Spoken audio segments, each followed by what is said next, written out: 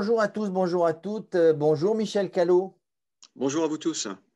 Et Michel Callot, vous êtes donc le président sortant, hein, c'est ce qu'on dit, hein, puisqu'il y a une élection, c'est la démocratie dans une fédération. Tous les 4 ans, on remet son mandat, devant les électeurs, devant les clubs. Donc vous êtes le président sortant, vous avez fait 4 ans et vous souhaitez continuer. Certainement, on le dit en politique, on le dit dans les fédérations, qu'en 4 ans, finalement, on n'a pas forcément le temps de tout mettre en place, de toutes les volontés politiques qu'on a eues. Alors, merci, hein, très heureux de vous recevoir sur Radio Cyclo. Quel est le bilan que vous tireriez des 4 ans qui viennent de se passer ? Alors déjà, merci effectivement de me recevoir également, de me donner ce temps de parole. Déjà, effectivement, vous avez raison, 4 ans c'est court, mais alors en plus, quand vous avez une dernière année qui est amputée par la crise qu'on a connue, c'est encore plus court. Pour ce qui nous concerne, la première étape qu'on s'était fixée, et je crois qu'on a parfaitement rempli celle-ci, c'était de remettre de l'ordre dans le siège fédéral, dans son organisation et dans ses finances, pour qu'on ait aujourd'hui une situation financière qui soit saine au niveau de notre fédération et qui lui permette de pouvoir réinvestir sur des sujets clés en rapport avec son objet associatif. Et je pense que ça, on aura l'occasion d'y venir tout à l'heure. Donc ça, c'est une première chose. C'est une vraie satisfaction parce que ça nous a demandé beaucoup de travail, beaucoup d'énergie pendant le mandat. Ensuite, effectivement, on a beaucoup semé pendant ce mandat et c'est pour ça qu'il y a un intérêt pour nous à ce qu'il y ait une réelle continuité entre les actions qui ont été conduites pendant ces dernières années et celles qui sont à conduire sur la prochaine Olympiade, qui en plus est très particulière puisqu'elle se finit avec Paris 2024. Et elle va bénéficier, le sport français va bénéficier d'un éclairage tout particulier. Alors, qu'est-ce qu'on a semé ? On a semé déjà et on a débuté un projet de digitalisation important qui est destiné à apporter des outils à toute la structure fédérale, toute la pyramide fédérale, les clubs, les comités, pour qu'on passe moins de temps à des tâches qui peuvent être automatisées, facilitées finalement aujourd'hui par les outils. Ce dossier-là, il est en cours, on est un peu au milieu du gué et il faut qu'on puisse le prolonger maintenant efficacement. On a également, pendant le mandat, renforcer considérablement le positionnement institutionnel de notre fédération. Par exemple, aujourd'hui, si vous laissez de côté le ski, qui est très particulier parce qu'il y a une grande fédération pour les Jeux d'hiver, finalement, si on prend les sports d'été, la Fédération française de cyclisme est celle qui est le plus accompagnée financièrement par l'Agence nationale du sport sur tout le volet haut niveau, ce qui démontre un travail, une démonstration dans la qualité de nos dossiers, de nos projets et l'établissement finalement d'une bonne relation avec les pouvoirs publics qui est essentiel pour une fédération délégataire qui prolonge finalement l'autorité de l'État dans son cadre d'activité. C'est également dans le bilan une structuration de la direction technique nationale importante. Cette structuration, elle nous a permis de bâtir tout un système autour de la performance et même si on a été privé avec les Jeux de Tokyo du thermomètre finalement que constitue le passage aux Jeux Olympiques en termes de médailles, on s'aperçoit que quand on regarde les médailles dans les disciplines olympiques pour ce qui concerne les élites, on est la première fédération de sport d'été sur l'année 2019, donc la dernière vraie année en fait, complète. C'est la fédération qui a obtenu le plus de médailles dans des disciplines qu'on retrouve aux Jeux Olympiques. Alors, ça ne veut pas dire que ça se traduit automatiquement, mais c'est quand même un signal assez important qui montre de la performance quasiment dans toutes les disciplines du cyclisme. Et ça, c'est un point qu'il faut cultiver au jour le jour en permanence. Et dans la restructuration de la DTN, j'ajouterai également tout le volet développement qui n'existait pas ou quasiment pas préalablement.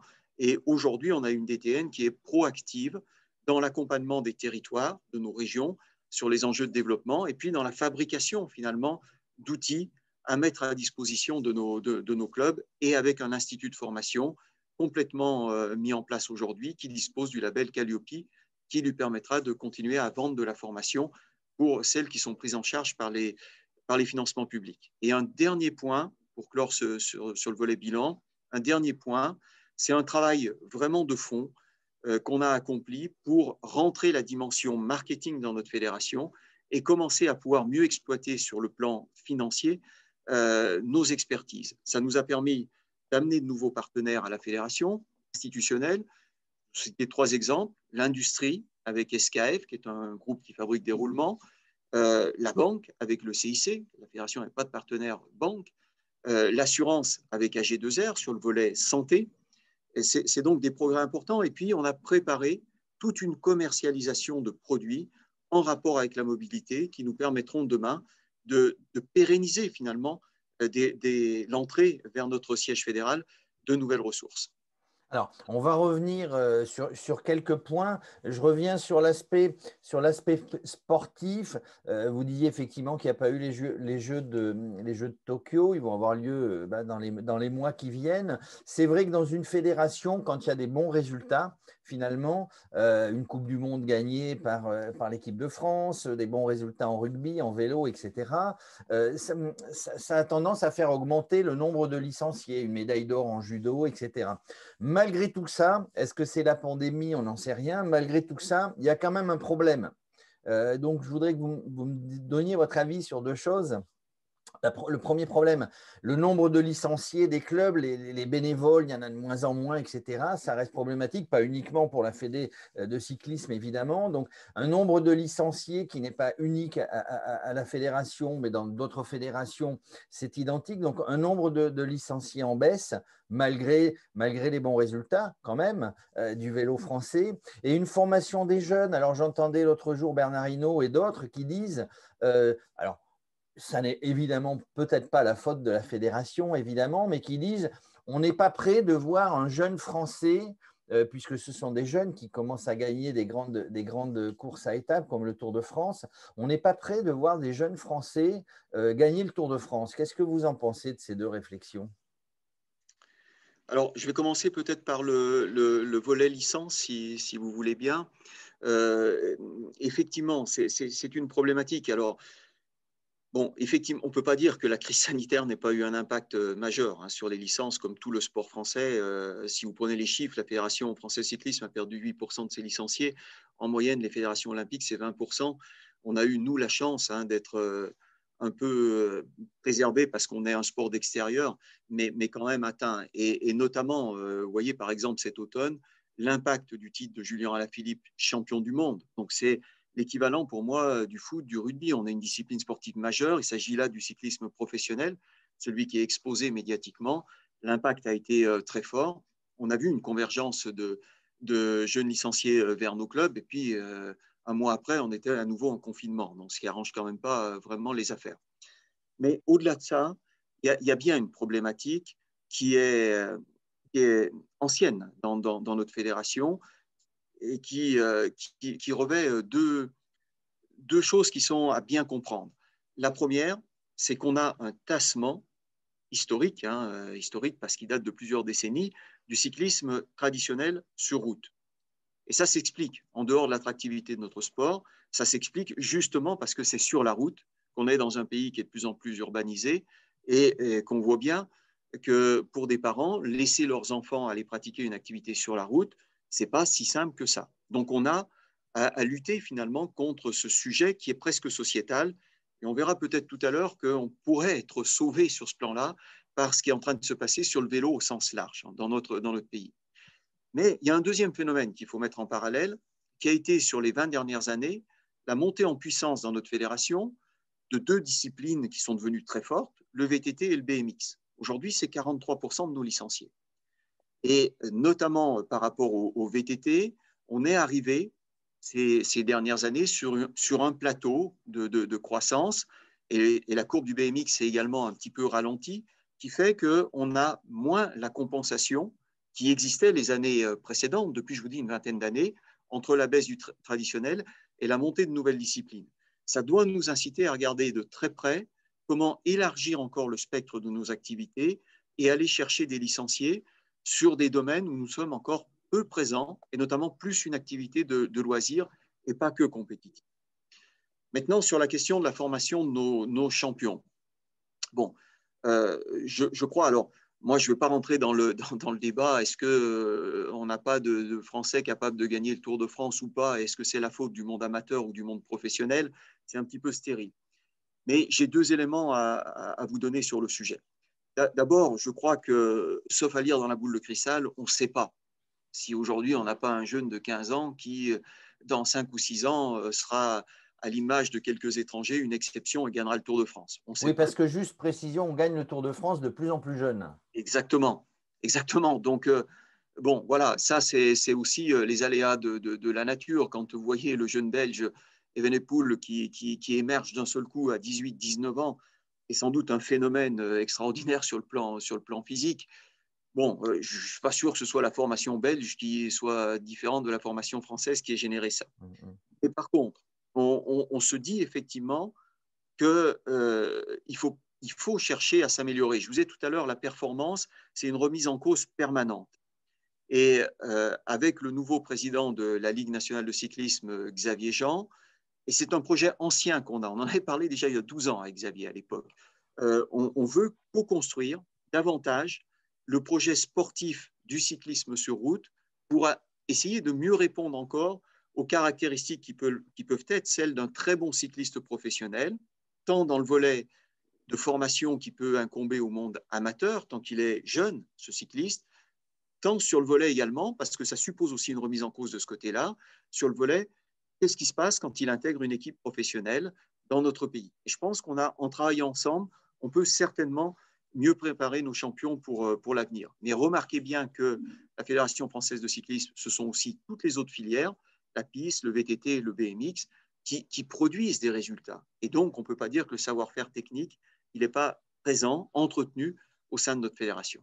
Alors, le savoir-faire est là, la formation est là. Pour vous, ce n'est pas donc une question de structure.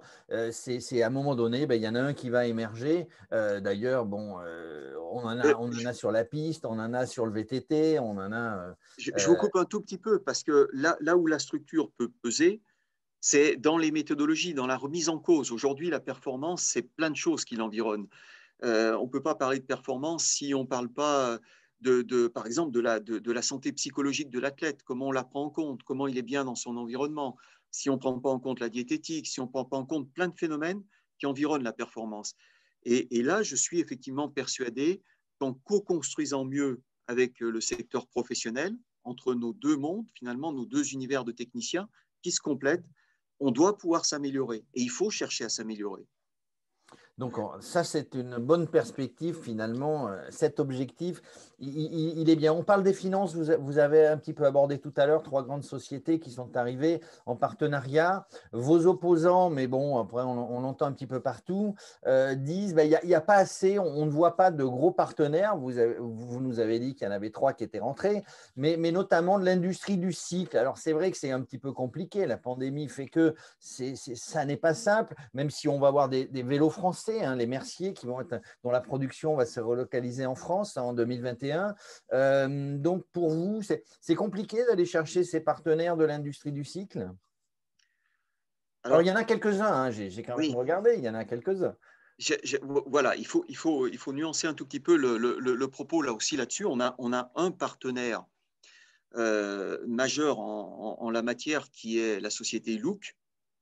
Et ce partenariat, il est très particulier parce que Look développe des efforts de recherche-développement extrêmement importants pour venir sur un domaine qui est essentiel pour nous, qui est la piste, où on a besoin de matériels qui sont quasiment des prototypes et qui relèvent d'une expertise commune avec l'entreprise qui met, encore une fois, beaucoup de moyens sur la table, à la fois en termes d'approvisionnement matériel, mais également en termes de recherche et développement.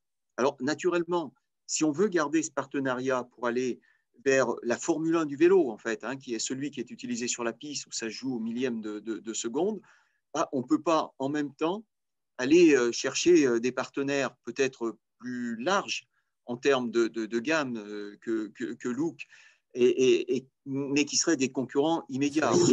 Il y a quand même une logique par rapport à la recherche de nos partenaires. Pour autant, il y a un sujet sur lequel moi je souhaite associer l'industrie du cycle français et on commence à avoir des discussions en la matière. vous savez que la Fédération française de cyclisme veut être tête de réseau et je me bats beaucoup sur ce sujet et notamment avec le soutien de la ministre des Sports, tête de réseau sur le savoir rouler à vélo. Et un de nos paris un petit peu fous, et pour ça on a besoin de l'industrie, on a besoin des collectivités territoriales, en plus du ministère, serait d'arriver à ce qu'on puisse faire en sorte qu'une classe d'âge soit dotée d'un vélo. Et je pense que dans l'enjeu tellement fort qu'il y a autour de la mobilité du vélo en France, eh bien, c'est un pari qu'on peut prétendre atteindre si on s'y prend de bonne manière. Et là, on aura besoin de toutes les énergies, et notamment les énergies de l'industrie du cycle française. Alors, on y reviendra pour terminer. Avant ça, je voudrais parler du vélo féminin, donc qui se porte bien, alors, enfin qui se porte mieux, parce que vous aviez il y a quelques mois, donc on avait dit la Fédé, ils ont pas été très très bons sur une communication. Vous aviez donné un nom à un événement, je ne me rappelle plus le nom d'ailleurs, mais il y avait eu levée de bouclier. Ceci dit, ça marquait quand même une volonté de pousser, d'accompagner ce vélo féminin. J'ai eu l'autre jour sur l'antenne de Radio Cyclo une de vos ambassadrices sur l'Île-de-France, Magali Dréan. Il y en a d'autres qui sont partout. Vous voulez vraiment que le vélo féminin, et puis il y a des grandes championnes, il y a des grandes championnes, et ben vous voulez l'aider, vous voulez le pousser. Oui, ben, vous savez, notre fédération, elle a depuis très longtemps un plafond de verre, on va dire, en matière de féminisation, qui est à 10% de ses licenciés et donc, juste là, et si on fait, vous voyez, ne serait-ce que le rapprochement avec votre première question sur les licenciés, on voit bien que la capacité de développement, si on la regarde du côté du féminin, elle est énorme. Et puis en plus, bien évidemment, on embrasse totalement la problématique sociétale qui est la féminisation en général du sport et l'intérêt qu'il y a à avoir cette mixité à la fois dans la pratique sportive et à la fois dans les instances dirigeantes. Alors, par rapport à ça, on a souhaité l'aborder avec un plan de féminisation large. Il faut traiter effectivement de la compétition. On a essayé notamment, et avec une certaine réussite quand même, de faire se recréer un certain nombre de compétitions internationales en France. Merci aux organisateurs qui ont joué le jeu. On a resserré notre Coupe de France pour la redynamiser un petit peu plus. Et on a pris un certain nombre de mesures pour commencer à mieux accueillir les premiers niveaux de pratiques compétitives féminines, parce que c'est souvent les plus difficiles à accueillir. Mais au-delà de ça, on n'est pas aveugle. Et on voit bien qu'il y a une pratique de loisirs cyclistes chez les femmes qui est de plus en plus importante. On veut aller à la rencontre de ces femmes-là pour leur dire, venez vers la Fédération française de cyclisme, on a des choses à vous proposer, nos clubs ont des choses à vous proposer pour vous encadrer, pour vous aider et finalement pour pratiquer dans un environnement qui sera beaucoup plus sympathique. Et ça, c'est tout le programme des ambassadrices qui, dans leur région, et on va le multiplier ce programme, on va démultiplier le nombre d'ambassadrices, qui, dans leur région, proposent des activités à des femmes qui font du vélo et insensiblement, mais sans forcer le mouvement, parce que ça doit être naturel, ça doit se faire dans la durée, insensiblement, les rapprochent de nos clubs de proximité et essayent de créer quelque chose de durable dans cet élan de féminisation vers la Fédération française de cyclisme. Et puis, je rajouterai un point sur la féminisation, parce que je l'entourerai la porte. On arrivera vraiment à féminiser notre sport qu'à partir du moment où on aura suffisamment de dirigeantes qui soient présentes à tous les niveaux de la structuration fédérale, comités départementaux, comités régionaux, siège fédéral. Et ça prend un petit peu de temps. C'est un phénomène qui suppose d'aller à leur rencontre, de les former, d'encourager, de motiver. On a des programmes qui se déploient aujourd'hui dans toute la France en la matière. Et il faut qu'on insiste beaucoup sur ce chapitre-là, parce que c'est celui qui nous garantira là aussi une pérennité dans le déploiement du plan de féminisation. D'accord, donc on va dire que le mouvement est lancé. Pour terminer, Michel Callot, je voudrais qu'on parle, parce qu'on a l'impression qu'une fédération comme la Fédération de cyclisme, c'est uniquement sportif et la compétition. Et vous voulez donner un autre sens.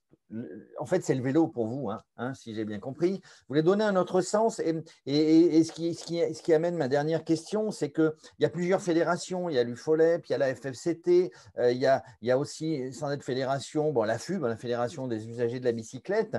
J'ai l'impression que vous avez envie de parler, si j'ai mal compris, vous me le dites, mais vous, à la Fédé, vous avez envie de parler de tous les vélos. Et j'ai l'impression qu'il faudrait que toutes ces fédérations, c'est compliqué de réunir tout le monde, hein, mais qu'il y ait une convergence peut-être dans toutes ces fédérations pour parler vélo, pour parler du savoir rouler, etc.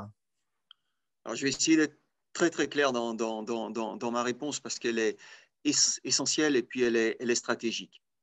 Le premier point, et là, je le dis surtout pour nos dirigeants, pour nos clubs. La fédération, elle a un ADN associatif qui est tourné autour de la compétition. C'est son ADN. Il faut le préserver. C'est ce qui motive la plupart de nos dirigeants à s'engager. Il faut le préserver. Mais si on veut préserver cet ADN, si on veut le faire vivre dans la durée, il faut qu'on nourrisse notre communauté de manière beaucoup plus importante. Et nourrir notre communauté, ça veut dire effectivement s'intéresser à toutes les autres formes de pratique du vélo. Alors, il y en a qui sont cousines avec nous. Quand on parle d'une pratique de loisir, et déjà de loisir assidu, on prend régulièrement son vélo, finalement, peut-être on ne fait pas de compétition, mais on a une petite idée de performance par rapport à soi-même, on est très proche de nous. Et puis, vous avez des pratiques qui sont beaucoup plus éloignées, qui sont directement en rapport avec la mobilité, avec le fait de prendre son vélo pour aller travailler, etc. Tous ces sujets en rapport avec le vélo doivent nous intéresser fortement, pour deux raisons. La première, c'est que plus on aura de Français qui pratiquent le vélo, quel que soit le mode de pratique, plus on aura de sensibilité, d'accroche possible par rapport au sport cycliste. Ça, c'est une évidence. Deuxième raison, c'est qu'on doit pouvoir trouver dans toutes ces pratiques larges du vélo, qui sont souvent des pratiques utilitaires ou de loisirs, on doit trouver pour nous des réponses à apporter à ces publics qui nous permettent finalement d'apporter des ressources supplémentaires à la collectivité fédérale. Et ça, c'est important, à la fois rendre service et à la fois en tirer des ressources pour notre ADN associatif. Alors, bien évidemment, on n'est pas tout seul, vous l'avez dit, il y a plein de fédérations qui, alors pour certaines sont des fédérations sportives, comme la fédération de cyclotourisme, sont des affinitaires, comme la FSGT Multisport, FSGT UFOLEP. Moi, ce que je pense par rapport à ça, c'est qu'on a vraiment une fédération qui est proche de nous. On a été ensemble jusqu'à la fin des années 1800. C'est la Fédération française de cyclotourisme. Je l'ai dit à la présidente de la Fédération française de cyclotourisme, je l'ai dit à la ministre, je l'ai dit de partout, il faut qu'on cherche à se rapprocher. On serait 2 fois plus fort en travaillant vraiment ensemble. Ça, je crois dans ce projet-là. Pour les autres fédérations, il faut qu'on fasse notre place. On ne fera pas disparaître les fédérations affinitaires. Il y a des fédérations d'usagers qui ont toutes les utilisations, comme la FUB par exemple, et il y a des complémentarités à trouver. Vous voyez l'exemple de complémentarité, sous l'instigation du ministère de la Transition écologique, on s'est tous regroupés, toutes ces structures, pour travailler sur une opération qui s'appelle Mai à vélo, qui débutera l'année prochaine. Et je pense que là, on a des complémentarités dans ce qu'on peut apporter. Mais moi, je revendique et j'ai l'ambition que la Fédération française de cyclisme soit l'acteur majeur en France du vélo, parce qu'elle couvre tous les champs. Elle est la seule à pouvoir couvrir aussi le champ de la compétition haute performance. Ça nous donne une légitimité particulière.